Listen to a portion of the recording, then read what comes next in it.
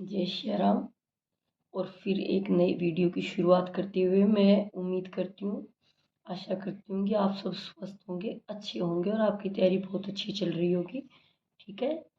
बालाजी आपकी हेल्प करें, आप पर अपनी कृपा बनाए रखें। और इन सब बातों को आगे बढ़ाते हुए मैं स्टार्ट करती हूँ समायोजन। ठीक है। एडजस्टमेंट नाम से ही स्पष्ट है। समायोजन यानी कि समायोजन, अगर वास्तविक जीवन से इसको रिलेट करें तो समायोजन हमारे जीवन में बहुत जरूरी है। ठीक है। परिभाषा की बात रही तो देखिए, परिभाषा ऐसी कभी स्पेशल नहीं पूछ जाती, इसमें जो इम्पोर्टेंट जो चीज़ है वो मैं आपको बताती जाऊंगी, आप उसको सुनते रहना। लेकिन फिर भी देखिए, अगर मैं आपको सीधा से बोलूँगी ये नहीं आएगा ये भी नहीं, अगर फिर वो चीज़ें आती हैं तो कहीं ना कहीं आप मुझे कोसोगे और आप मुझे गाली निकालोगे, और ऐसा गाली निकालने वाला काम मैं बिल्कुल भी नहीं करूँगी। ठीक है। तो बात करें समायोजन की, तो मैं मेरे शब्दों में आपको समायोजन बता देती हूँ। ठीक है। समायोजन एक बहुत कोई छोटा सा शब्द नहीं है, देखे जाए तो एक बहुत व्यापक शब्द कह सकते हैं, क्योंकि व्यापक शब्द हम ऐसे कह सकते हैं कि इसमें व्यक्ति की कोई भौतिक विशेषताओं की बात नहीं की जा सकती, इसमें व्यक्ति के आंतरिक विशेषताओं की बात की जाती है, जहाँ भी इंसान के चाल चलन, वो दूसरों के साथ कैसे रह रहा है, कैसे बातें कर रहा है, उसका व्यवहार कैसा है। ठीक है। यानी कि वो खुद को कितना लोगों के साथ एडजस्ट कर पा रहा है। समझ रहे हो ना आप। जैसे मान लो एक लड़की है, बहुत अमीर परिवार की है। ठीक है। उसकी शादी एक थोड़े नॉर्मल परिवार में होगी, वहाँ वो उसके नौकर चोकर काम करते थे तो उसको वही आदत थी, लेकिन जब वो यहाँ आई तो यहाँ कोई नौकर नहीं था, उसको खुद काम करना पड़ा। तो उस स्थिति में वो क्या करेगी, एडजस्टमेंट करेगी। उसको लगेगा कि अब ये मेरा घर है, मुझे मेरा घर बसाना है। वो क्या करेगी, एडजस्टमेंट करेगी उस चीज़ में। धीरे धीरे धीरे धीरे करके वह सारे घर का काम भी करना सीखेगी और उसको वह उनके साथ उस चीज़ में ढल भी जाएगी। इसको कहेंगे हम एडजस्टमेंट। ठीक है। इतनी सी इसकी परिभाषा है। परिस्थिति के अनुसार अपने आप को ढाल लेना समायोजन कहलाता है। जैसी परिस्थिति है वैसे ढल के, मान लो घर पे है, अब घर पे तो उठते ही हमें सबसे पहले चाय चाहिए, लेकिन हॉस्टल में चाय नहीं मिलती, कोई दिक्कत नहीं है, हमने वहाँ पे क्या किया, समायोजन किया। ठीक है। तो इसको कहेंगे हम एडजस्टमेंट। ठीक है। अगर भली भांति रूप से हम इसको अगर समझ पाए तो देखिए, यही एक मतलब एक आंतरिक विशेषता। ठीक है। यानी कि इंसान इंटरनली चीज है कि इंसान खुद में कितना बदलाव कर पा रहा है। ठीक है।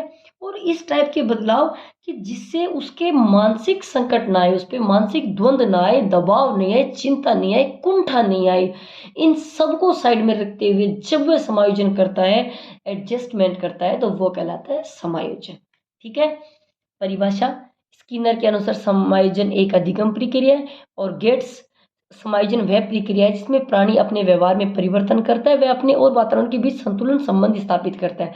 देखिए, मैंने परिभाषा दो ही लिखी है, परिभाषाएं और भी बहुत है, युंग की भी है, उन्होंने भी काफी अच्छी परिभाषा दी है, लेकिन समायोजन से परिभाषाएं आती हैं इसलिए मैंने परिभाषाएं लिखी। ठीक है।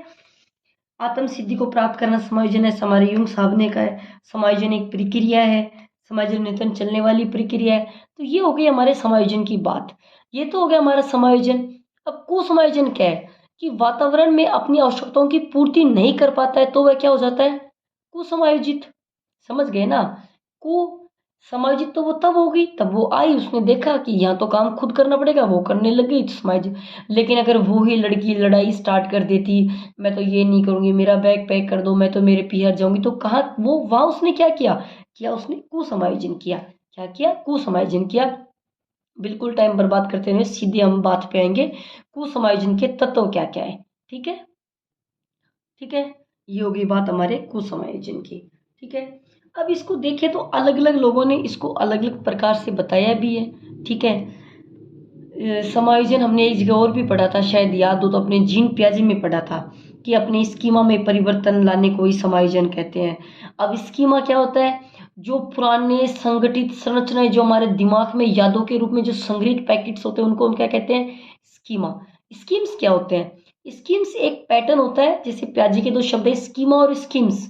स्कीम्स क्या होते हैं कि एक निश्चित पैटर्न, एक दोहरान, यानी कि एक पैटर्न का बार बार दोहरान। जैसे एक लड़की एक दिन स्कूल जाती है, वो ड्रेस पहनती है, बाल बनाती है, शूज पहनती है, टिफिन लेती है, तो नेक्स्ट डे भी वो सेम प्रोसेस को कर रही है। ठीक है। हम इसमें अब इसकी बात करें हम, तो देखिए आप लोग बहुत समझदार हैं, सब लोग बहुत एक्स्ट्रा में समझदार हैं, तो मुझे नहीं लग रहा है समायोजित व्यक्ति की विशेषताओं की आपके सामने चर्चा करनी पड़ेगी। ठीक है, समायोजित व्यक्ति सीधी सी बात है, खुद को हर परिस्थिति में ढाल लेता है, आत्म मूल्यांकन कर पाता है, लोगों में खुद का अच्छा व्यवहार प्रदर्शित कर पाता है। ठीक है, ये तीन चार बातें। अब बात करें अपन कुसमायोजन के तत्वों की, कुसमायोजन के तत्वों की। ठीक है, तो इसका तत्व है तनाव। तनाव आप समझते हो?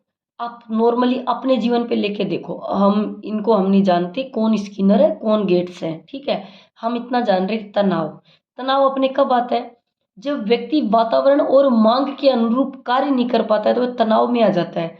जैसे मान लो कोई बच्चा पीएमटी की तैयारी कर रहा है। ठीक है, वो बहुत इंटेलिजेंट है, उसको कोटा भेज दिया, अच्छी खासी फीस लग रही है, महीने का 15,000 वैसे जा रहा है। ठीक है, उस टाइम जो उसकी अपेक्षाएं होती हैं, ठीक है, तो उसके पेरेंट्स की क्या अपेक्षाएं होती हैं कि वो बहुत इंटेलिजेंट है, इस बार तो वो पक्का कर देगा। ठीक है, रिश्तेदार कहते हैं अरे भी कोटा डाल रखा है, जब तो पक्का ही हो जाएगा। तो कहीं ना कहीं वातावरण और मांग के फिर जब उसका रिजल्ट आता है तो उसका सिलेक्शन नहीं हो पाता है, तो वो बच्चा क्या करता है, वो एकदम से तनाव में यानी कि डिप्रेशन में आ जाता है, वो एकदम तनाव में आ जाता है कि उसको लगता है कि उसने सबकी उम्मीदें तोड़ दी। ठीक है, यानी कि जब व्यक्ति वातावरण और मांग के अनुरूप कार्य नहीं कर पाता है। अब बात करते हैं अपन चिंता की। तो चिंता क्या होती है? चिंता होती है वातावरण और परिस्थिति के अनुसार जब हम अपने आप को बदल नहीं पाते हैं तो हमारी एक चिंता जागृत हो जाती है। क्या हो जाती है?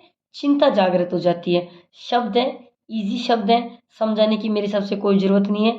ठीक है, तनाव तो कब आता है? जब हमसे किसी की अपेक्षाएं बहुत ज़्यादा होती है ना, हम उन अपेक्षा को पूरा नहीं कर पाते, तब तो हम तनाव में। लेकिन चिंता, चिंता जब हम अपने आप को उन चीज़ों में नहीं बदल पा रहे होते तब हमें क्या हो जाती है? उनकी चिंता। दबाव प्रतियोगिता के कारण होता है, आत्मसम्मान के लिए इंसान दबाव में आता है। ठीक है, दबाव को अगर हम इस टाइप से ना समझ के हम इसको और टाइप से भी समझ सकते हैं। जैसे कई बार होता है ना कि भाई मैं उसके दबाव में आ गया था, मतलब एक प्रेशर, एक अलग टाइप का प्रेशर। ठीक है, जो खुद के इंटरनली ज़्यादा होता है। ठीक है, तनाव तो कब आया? तब बाहरी लोगों की चीज़ें को ज़्यादा था, लेकिन दबाव कब आया? दबाव तब आया कि तब मान लो मेरा कंपटीशन है, मेरे इंटरनल ये है कि बस मुझे लगना है लगना है लगना है, इसके अलावा देखो मेरे पास कोई चारा नहीं है। भाई मान लो कि अब ये मेरी उम्र निकलती जा रही है, मैं 40 साल का हूँ, मैं लास्ट बार फॉर्म भरा हूँ, इसके बाद मैं फॉर्म नहीं भर पाऊंगा, और अब मेरे बच्चे हो गए, बीवी हो गया, अब मेरे पास ये लास्ट चारा है। ठीक है, तो वो बैंकर दबाव में होता है उस टाइम, उसको लगता है कि साम दाम दंड भेद कैसे भी करो, बस इस नौकरी को पकड़ो। ठीक है, तो ये तनाव और दबाव में समझ गए होंगे। तनाव मतलब जो लोग हमसे बहुत ज्यादा उम्मीद करते हैं, हम उनके अनुरूप की, उनकी उम्मीदों के अनुरूप कार्य, लेकिन दबाव का मतलब हम खुद की वजह से। ठीक है, जैसे मान लो कोई बच्चा है, वो अपने माँ बाप का एक लौता सहारा है, और उसके माँ बाप ने क्या किया, पूरी जमीन जायदाद थी उस पे बेच के उस पे लगा दी। अब वो बच्चा बाहर तैयारी कर रहा है, तो उस टाइम जब वो तैयारी कर रहा होता है तो पल पल जो वो गुजरता है, वो पल पल उसका दबाव में गुजर रहा होता है। ठीक है, वो बार बार उस दबाव को महसूस कर रहा होता है कि अगर मेरा नहीं होगा तो क्या होगा, नहीं होगा तो क्या होगा। कुंठा, किसी भी इच्छा में बाधा होने से उसकी उम्मीद खत्म हो जाना। ठीक है, कुंठा इंसान को कब होती है? तब मान लो कई बार ऐसा होता है कि हमारी बहुत इच्छा होती है और वो बात हम किसी को कह नहीं पाते हैं। ठीक है, जब हम वो बात किसी को नहीं कह पाते हैं हमारी, तो धीरे धीरे क्या होता है कि हमारी एक उम्मीदें जो होती हैं वो धीरे धीरे खत्म होती जाती हैं।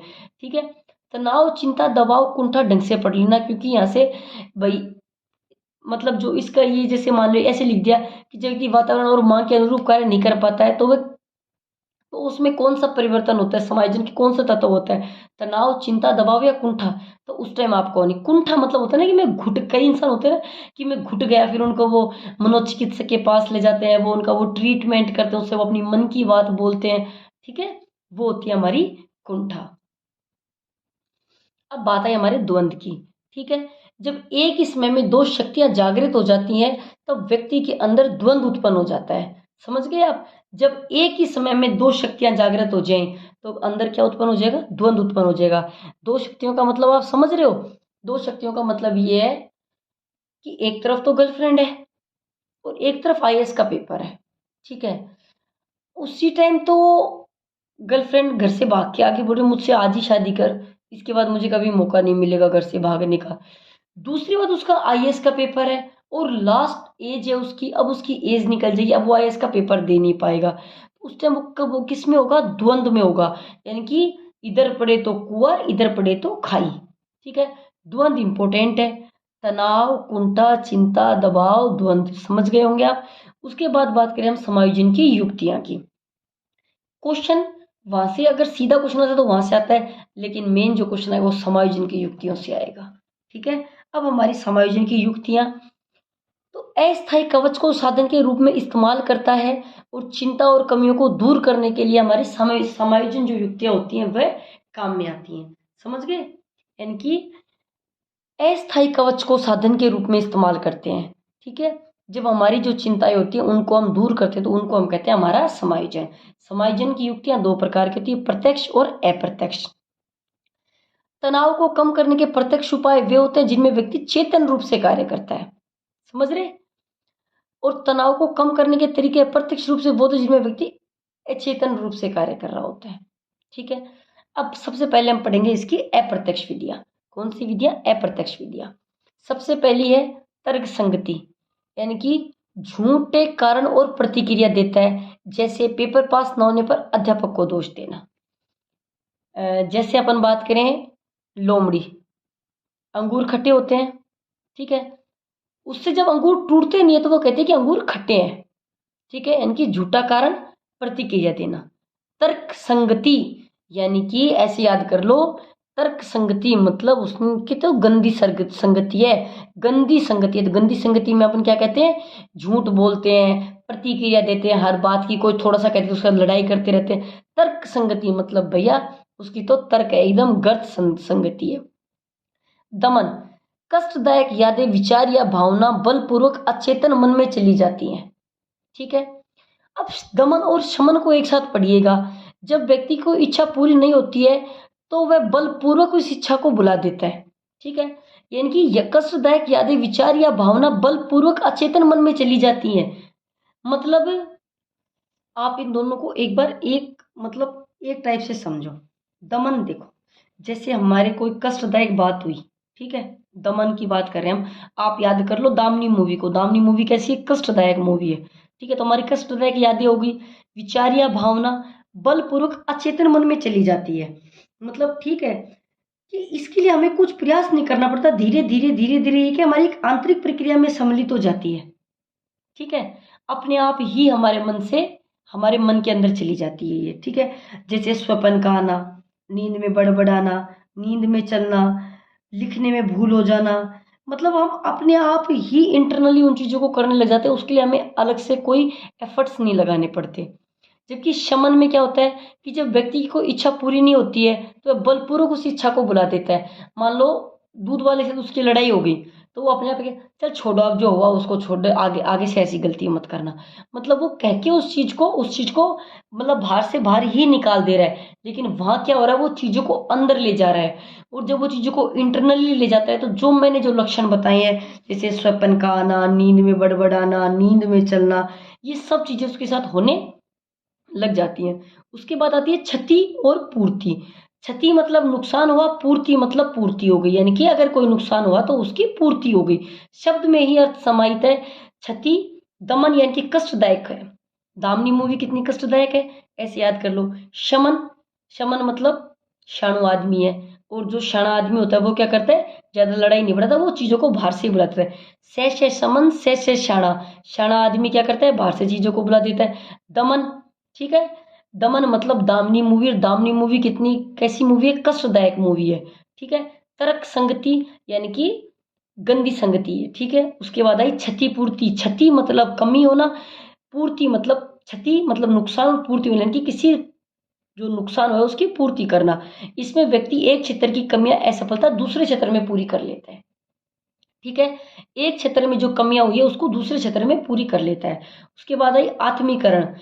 आत्मा मतलब हमारे इंटरनल, करण आत्मीकरण यानी कि किसी चीज को अपने अंदर, मान लिया हम इसको ऐसे मान सकते हैं कि जैसे मैंने आपसे बात की, ठीक है, और आप लोगों की मुझे दो चार बात बहुत अच्छी लगी कि आप लोग बहुत अपने आप इतनी अच्छी तैयारी कर रहे हो, रात को 12-12 बजे तक आप लोग पढ़ाई के लग रहे हो।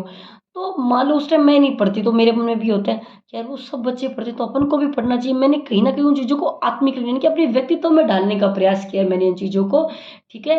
और जब हम आत्मीकरण की बात करेंगे, जब हम किसी दूसरे व्यक्ति से प्रभावित होकर खुद के अंदर खुद के व्यक्तित्व में जो परिवर्तन करते हैं, जो ढालने का जो प्रयास करते हैं, उसको कहेंगे हम आत्मीकरण। तर्क संगति समझ गए होंगे, यानी कि झूठे कारण और प्रतिक्रिया देना, यानी कि तर्क संगति यानी कि गंदी संगति। दमन, दामिनी मूवी कैसी है, कष्टदायक है, यानी कि चीजों को भूलते नहीं है हम, अच्छे तरह मन से अपने आप हमारे मन में वो चीजें घर करती जाती है। जब वो घर करती जाती हैं तो वजह से हमारे स्वपन का आना, सामान को इधर उधर रख के भूल जाना, ये चीज़ हमारे ऑटोमेटिकली होने लगती है क्योंकि हम कहीं ना कहीं उन चीज़ों में गुम रहने लग जाते हैं। ठीक है। कई बार कई इंसान आपने देखे होंगे वो ऐसे होते हैं ना, वो बोलते हैं कि अब ऐसा हो गया, अभी आज इसके बाद अब कभी मेरी इच्छा नहीं होती उससे बात करने की, क्योंकि वो इंटरनली उन चीज़ों को इंटरनली इतना बैठा लेते हैं। जबकि शमन क्या होता है, शमन क्या है, ठीक है होगी लड़ाई पड़ोसियों के साथ, छोड़ो छोड़ो भाई अब इस बात को यहीं छोड़ो। शमन मतलब शाणु, शाणु आदमी केक रहे भाई आगे लड़ाई न बढ़ावे, कोई ना बैठे लड़ाई न छोड़ देवे। क्षतिपूर्ति, क्षति मतलब किसी चीज का नुकसान, पूर्ति यानी कि कहीं ना कहीं जो मुझे नुकसान हुआ वो मैंने कहीं ना कहीं उसकी पूर्ति कर ली, उस नुकसान की पूर्ति मैंने कर ली। ठीक है। आत्मीकरण, आत्मा में किसी चीज को डालना, यानी कि मान लो अगर मैं तुमसे प्रेम करती हूँ तो मैं, फिर चाहे तुम कैसी भी हो, कहते हैं ना कि दिल का क्या वो तो गधी पे भी आ जाता है, वही बात है। फिर तुम चाहे कैसी हो, मैंने तुम्हारी चीजों को अपने आत्मीकरण का मतलब मैंने मेरी आत्मा में तुम्हें बसा लिया। ठीक है। बात करें प्रतिस्थापन की। ठीक है। प्रतिस्थापन है, इसको हम विस्थापन भी बोल सकते हैं। प्रतिस्थापन और विस्थापन विधियां आपने पढ़ी होंगी केमिस्ट्री में। ठीक है। मान लो कि, अब कैसे बताऊँ आपको, मान लो कोई इक्वेशन लिखी हुई होती है, ठीक है, तो प्रतिस्थापन होता है उसका, यहाँ मान लो लिखी हुई है, यहाँ जाके उसको तोड़ दिया जाता है। ठीक है। ये होगी प्रतिस्थापन, यानी कि संवेग, विचार और इच्छाओं को व्यक्त करने में असमर्थ होता है, तब तब वह अन्य पर अपनी भावना अभिव्यक्त करके समायोजन स्थापित करता है।